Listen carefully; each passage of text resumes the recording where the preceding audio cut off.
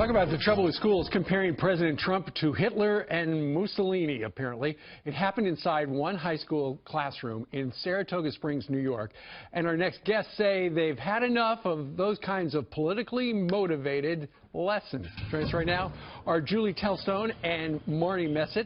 They started a group called the Conservative Chicks to keep those teachers honest. And they joined us today from Albany. Ladies, good morning to you.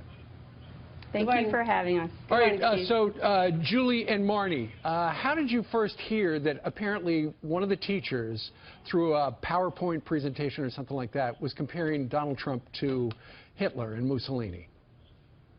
Okay, Steve. Well, prior to the election, we formed our Conservative Chicks group, which is a group of like-minded conservative women who came together due to our love for politics, our support of our president, and our friendship.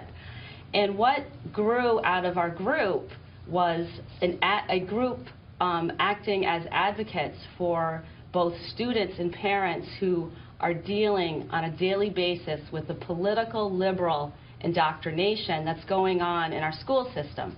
We wanted to provide students and family with that mode of communication if they weren't comfortable going to the school directly. Okay, so that's why you got started. Tell us about this particular instance. One of your kids came home and said, hey, you're never going to believe what I learned in school. They compared Trump to Hitler.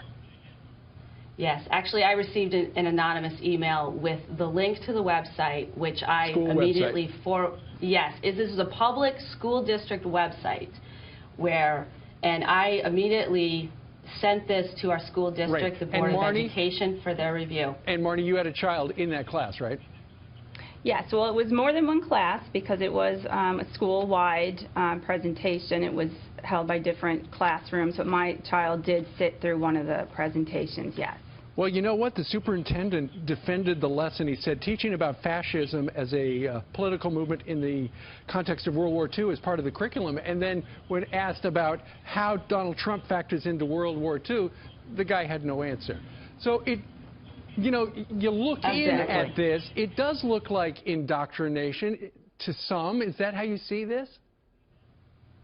Absolutely, and things like this, we have more stories. We could actually do additional segments with you, Steve, but the fact that the Board of Education met last night and this was not discussed, not one word was spoken of the national coverage and the parent concern over comparing our president, who I teach my kids to respect, the presidency of the United States.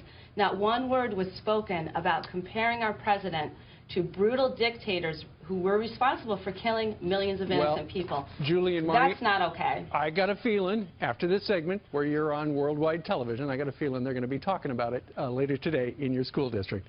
Julie and Marnie, we hope so. We thank you very much for joining us and telling us your story. Thank you so much. Thank you, Steve.